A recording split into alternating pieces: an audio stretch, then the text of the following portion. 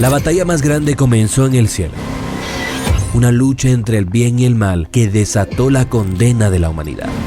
¿Será este el fin de la esperanza tan anhelada? El gran conflicto. Una saga milenaria y su sorprendente final.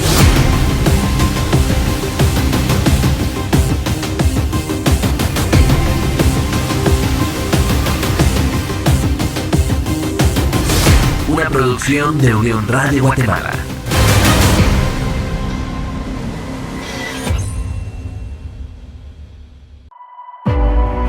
Se enciende una luz en Suiza.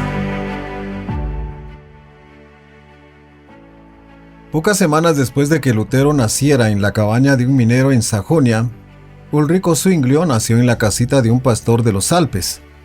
Se crió en medio de escenas de bellezas naturales y en edad temprana, su mente fue impresionada con la majestad de Dios.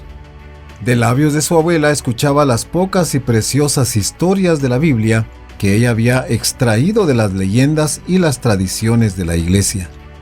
A la edad de 13 años fue a Berna, donde estaba la más distinguida escuela de Suiza. Sin embargo, aquí surgió un peligro. Los frailes hicieron esfuerzos decididos para inducirlo a entrar en un monasterio. Providencialmente su padre se enteró de los propósitos de ellos y viendo que la futura utilidad de su hijo se hallaba en peligro, le ordenó que regresara a su casa. El joven obedeció la orden, pero no pudo conformarse por mucho tiempo con quedarse en su valle nativo y pronto retomó sus estudios, para la cual viajó, después de un tiempo, a Basilea. Fue allí donde Zwinglio oyó por primera vez el Evangelio de la gracia de Dios.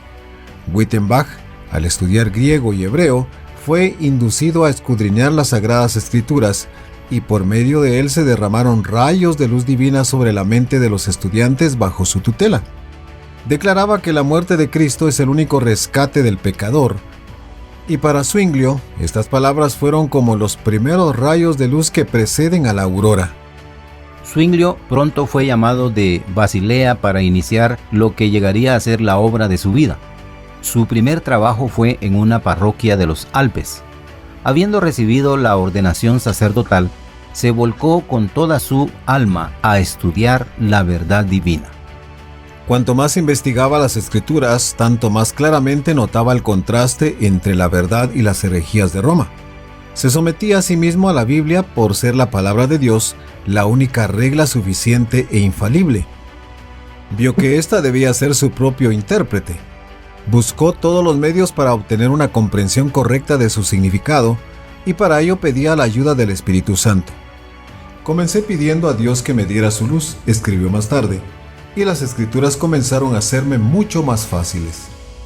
La doctrina que predicaba Zwinglio no provenía de Lutero, era la doctrina de Cristo. Si Lutero predica a Cristo, dijo el reformador suizo, él hace lo que yo hago. Nunca le escribí una sola palabra a Lutero, ni Lutero me escribió a mí. ¿Y por qué? Para que se demuestre cuán consecuente consigo mismo es el Espíritu de Dios, puesto que nosotros dos, sin habernos confabulado, enseñamos la doctrina de Cristo con semejante uniformidad. En 1516, Zwinglio fue invitado a predicar en el convento de Einsiedeln. Allí habría de ejercer una influencia como reformador que se extendería mucho más allá de sus Alpes nativos. Entre las principales atracciones de Einsiedeln se encontraba una imagen de la Virgen que, se decía, tenía el poder de obrar milagros. Sobre la puerta del convento estaba grabada esta inscripción: aquí puede obtenerse remisión plena de los pecados. A este santuario de la Virgen concurrían multitudes desde todas partes de Suiza y aún desde Francia y Alemania. Zwinglio aprovechó la oportunidad para proclamarles libertad por medio del Evangelio a estos esclavos de la superstición. No imaginen, decía él, que Dios está en este templo más que en cualquier otra parte de la creación. ¿Pueden las obras meritorias, los largos peregrinajes, las ofrendas, las imágenes, la invocación a la Virgen o a los santos asegurarles la gracia de Dios? ¿Qué eficacia tiene una lustrosa capucha de fraile, una cabeza rapada, un hábito largo y holgado o un calzado bordado en oro. Cristo decía que una vez fue ofrecido sobre la cruz. Es el sacrificio y la víctima que ha pagado por toda la eternidad los pecados de los creyentes. Para muchos resultaban un amargo chasco que se les dijera que su trabajoso viaje había sido en vano. No podían comprender el perdón gratuito ofrecido por medio de Cristo. Estaban satisfechos con el método que Roma les había enseñado. Era más fácil confiar su salvación a los sacerdotes y al Papa que buscar pureza de corazón. Pero había otra clase de personas que recibía con alegría la noticia de la redención por medio de Cristo y con fe aceptaba la sangre del Salvador como su propiciación. Estos regresaban a sus hogares y les contaban a otros la preciosa luz que habían recibido. Así, la verdad fue llevada de una ciudad a otra, y el número de peregrinos que concurría al santuario de la Virgen disminuyó notablemente. Hubo una merma en las ofrendas y, en consecuencia, en el salario de Zwinglio, que provenía de ellas. Sin embargo, esto tan solo le producía gozo, porque veía que el poder de la superstición se estaba quebrando. La verdad estaba ganando terreno en los corazones de la gente. Después de 3 años, Zwinglio fue llamado a predicar en la Catedral de Zúrich, la ciudad más importante de la Confederación Suiza. La influencia que allí ejerciera se sentiría en forma muy amplia. Los eclesiásticos procedieron a instruirlo con respecto a sus deberes. Harás todo el esfuerzo posible para recaudar las rentas de la catedral sin descuidar siquiera las menores. Serás diligente para aumentar las entradas provenientes de los enfermos, de las misas y en general de toda ordenanza eclesiástica. En cuanto a la administración de los sacramentos, la predicación y el cuidado del rebaño, puedes emplear a un sustituto, particularmente en la predicación. Zwinglio escuchó en silencio este encargo y dijo en respuesta: la vida de Cristo ha estado por demasiado tiempo escondida del pueblo. Predicaré sobre todo el Evangelio de San Mateo. Consagraré mi ministerio a la gloria de Dios, a la alabanza de su Hijo, a la verdadera salvación de las almas y a la edificación en la verdadera fe. La gente afluía en gran número a escuchar su predicación. Comenzó su ministerio abriendo los evangelios y explicando la vida, las enseñanzas y la muerte de Cristo. Es a Cristo a quien deseo conducirlos, decía. A Cristo, la verdadera fuente de salvación. Hombres de Estado, eruditos, artesanos y campesinos escuchaban sus palabras. Sin temor, reprochaba los males y las corrupciones de su tiempo. Muchos regresaban de la catedral alabando a Dios. Este hombre es un predicador de la verdad, decían. Él será nuestro Moisés para sacarnos de las tinieblas de Egipto. Después de un tiempo se levantó la oposición. Los monjes lo atacaron con burlas y sátiras. Otros recurrieron a la insolencia y las amenazas, pero Zwinglio lo soportó todo con paciencia. Cuando Dios se prepara para quebrantar las cadenas de la ignorancia y la superstición, Satanás trabaja con mayor empeño para sumir a las personas en las tinieblas y para retenerlas más firmemente con sus cadenas. Roma actuaba con renovada energía para abrir su mercado en toda la cristiandad, ofreciendo perdón a cambio de dinero. Cada pecado tenía su precio y las personas recibían un permiso pleno para cometer el crimen si la tesorería de la iglesia se mantenía llena. Así avanzaban los dos movimientos. Roma autorizaba el pecado y hacía de éste la fuente de sus entradas, y los reformadores condenaban el pecado y señalaban a Cristo como la propiciación y como libertador. En Alemania la venta de indulgencias fue dirigida por el infame Tetzel. En Suiza, este tráfico fue puesto bajo el dominio de Samson, un monje italiano. Samson ya había obtenido inmensas sumas de dinero de Alemania y Suiza para llenar las arcas papales. Ahora viajaba por Suiza, despojando a los pobres campesinos de sus escasas entradas y exigiendo ricas ofrendas por parte de la gente adinerada.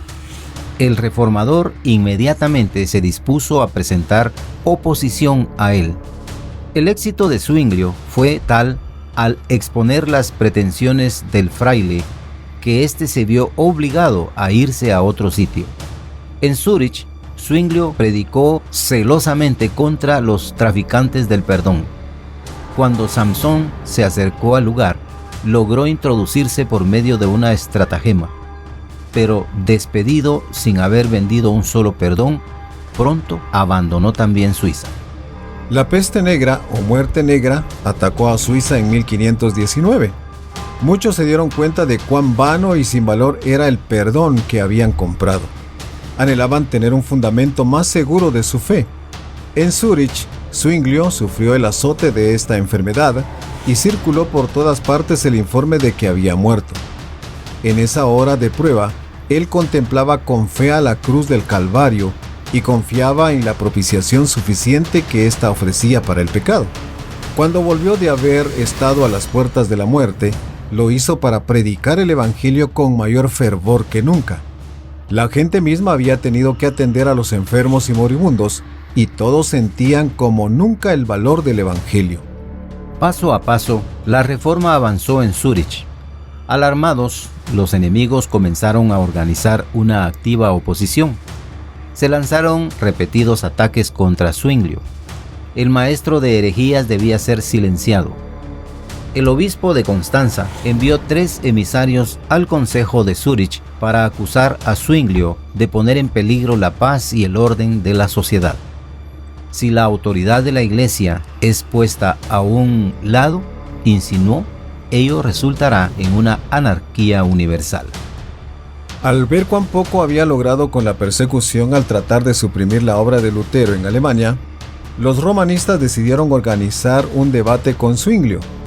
Se asegurarían la victoria eligiendo no solamente el lugar del enfrentamiento, sino también los jueces que decidirían entre los oponentes.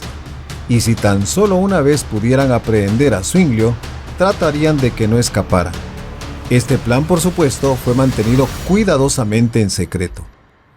Se decidió que el debate se realizaría en Baden, pero los miembros del Consejo de Zúrich sospecharon de los planes de los partidarios del Papa y, advertidos por las ardientes hogueras que habían sido encendidas en los cantones papales para los que confesaban el Evangelio, le prohibieron a su pastor exponerse a este peligro. Asistir a Baden, donde se acababa de derramar la sangre de mártires de la verdad, significaba ir a una muerte segura. Acolampadio y Haller fueron elegidos para representar a los reformadores, mientras que el famoso doctor Eck, apoyado por una hueste de versados doctores y prelados, era el paladín de Roma. Los secretarios fueron todos elegidos por los partidarios del Papa y se prohibió que los demás tomaran nota bajo pena de muerte. Sin embargo, un estudiante que asistía al debate escribía todas las tardes los argumentos presentados ese día. Otros 2 estudiantes se encargaban de entregar estos informes con las cartas diarias de Ecolampadio a Zwinglio, que se hallaba en Zúrich. El reformador contestaba dando su consejo. Para eludir la vigilancia de la guardia apostada en las puertas de la ciudad, estos mensajeros traían canastas con pollos sobre la cabeza, de modo que se les permitía pasar sin estorbo. Zwinglio ha trabajado más, decía Miconio, por sus meditaciones, sus noches de desvelo y los consejos que enviaba a Baden, que lo que habría hecho debatiendo en persona en medio de sus enemigos. Los romanistas habían venido a Baden con sus más suntuosos atuendos y con brillantes joyas. Se permitían todo tipo de lujo y en sus mesas tenían manjares costosos y vinos escogidos.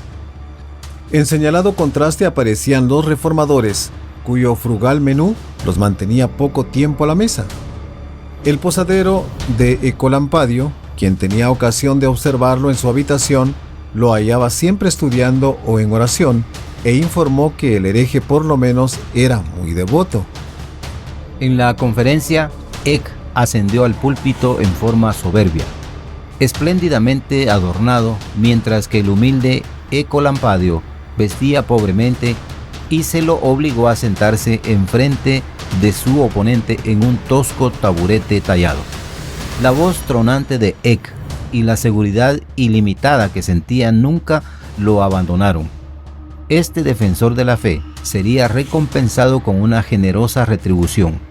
Cuando fallaban sus mejores argumentos, recurría a insultos y aún a las groserías. Ecolampadio, modesto y desconfiado de sí mismo, había rehuido el combate. Mediante un comportamiento cortés y bondadoso reveló su capacidad y su entereza. El reformador adhirió firmemente a las Escrituras. Las tradiciones, dijo él, no tienen fuerza en nuestra Suiza, a menos que estén de acuerdo con la Constitución. Ahora bien, en materia de fe, la Biblia es nuestra Constitución. El razonamiento sereno y claro del reformador, presentado en forma tan bondadosa y honesta, atrajo las mentes que rechazaban con disgusto las jactanciosas pretensiones de Eck. La discusión continuó durante 18 días. Los papistas se adjudicaron la victoria. La mayor parte de los parlamentarios apoyó a Roma y la Dieta declaró que los reformadores habían sido vencidos y que ellos, juntamente con Zwinglio, quedaban separados de la Iglesia. Pero el debate produjo un poderoso impulso para la causa protestante. No mucho tiempo después, Berna y Basilea, que eran ciudades importantes, se declararon en favor de la Reforma.